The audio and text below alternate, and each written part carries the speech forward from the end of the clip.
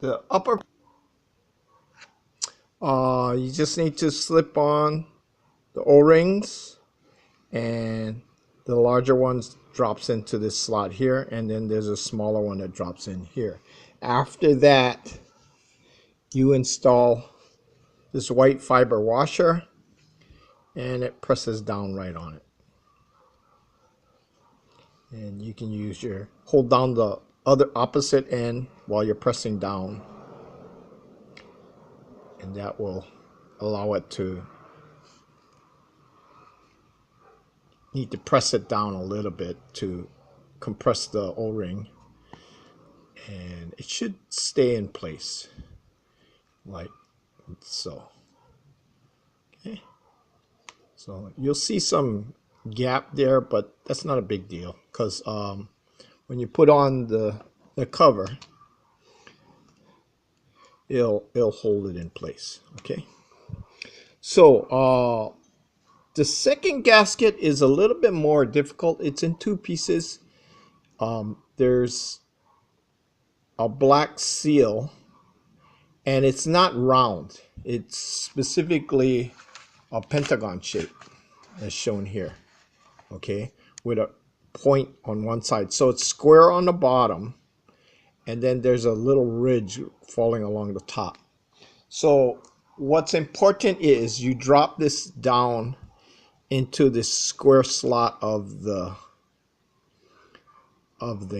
gasket holder, which you can see here. It's a square slot, so this matches up with this.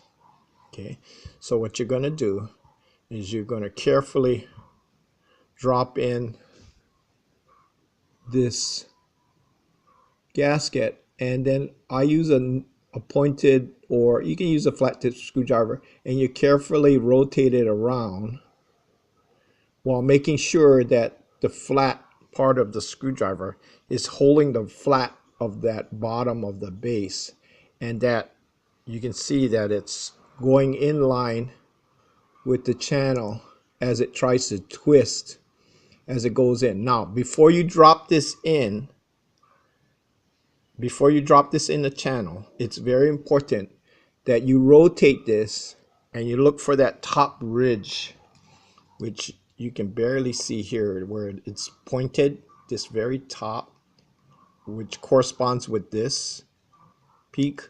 And you got to make sure that as you rotate this around, you can see that ridge there, and it stays on the very top. And as you rotate it completely 360 degrees, you make sure that that ridge is pointed toward the top. And then carefully remove this. Now, once you drop this in, it's going to be very difficult to remove this without damaging the gasket. Okay, so there it is. I dropped it in. As you can see this shininess on one side. You see this shininess on one side? That means it's properly in place. You look here, it looks like the shininess has gone through the other side, but as I twist it around, you can see the other end of the side. Now, if you find that there is a flat spot where it's shining all the way across and there's no peak, then you need to remove the gasket, this particular gasket, and then line it back up again. Because it's very, very important that this peak is on the outside, because this is what seals along the shaft, and that very tip of the gasket is what presses against the cylinder to keep that seal. Now, this is used on the top seal because you don't want any coffee getting past the top piston. Okay, so again, where'd that piston go? Bring in this piston again.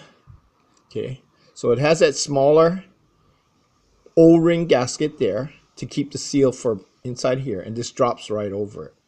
And again, it may be snug, but in this particular case it's a bit loose, but it's there, it's tight enough to hold it in place. Because really the sealing is, even though they want the seal in here, there's the main sealing is on the outside here, and then also this backup seal, this fiber seal, is pressed against here, okay?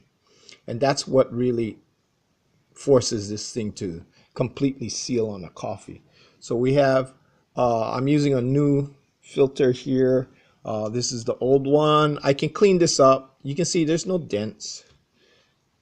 I could clean this up and reuse it again. But that's what a new one looks like, an old one looks like. So I just need to drop this in a coffee cleaner and it'll just clean it right up because there's no real heavy deposits. You can see some where it needs to be, it can be cleaned out like that. And then you just go through and keep rinsing and rinsing, you know, until you get something like this, okay? So you can see right through it. You can see the holes right through it. It's flat. There's no real dents. And this goes right on top of here and drops in right there. And using the longer of the screw, here's the screw for the top. Here's the screws for the bottom. As you can see, they're much smaller compared side by side. Okay.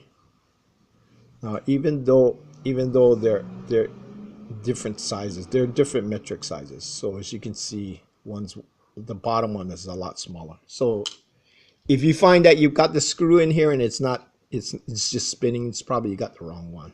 Okay. So I'm just going to drop this in and use a Phillips screwdriver and just hand tighten it. You don't want to really crank down on this. Okay, it's mainly just to keep the cover screen there. It's just the top screen. So I'm just going to lightly tighten it and that's it. And it holds everything in place. This operates this way. And as I mentioned earlier, the water flows through this pipe. You can see it all the way through. And there's a seal there to prevent liquid from backing out. And there's a mount that's here. This passes through it. This is drawn up against it, and as you tighten down, it draws it in and seals it here. So as water is being forced down through here, coming out through the screen, none of it gets past here. So if you ever perchance watching this as it pumps hot water through and you see water start coming up through the top, that means there's a good chance that these seals are bad or cracked.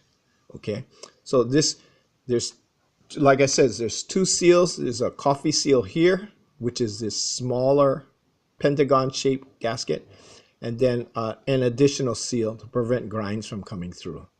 Okay, and the fiber seal is more or less harder than the rubber seal. Okay, so this is a completed, well, without this is a completed top piston with new gaskets. Okay, that's how it should look.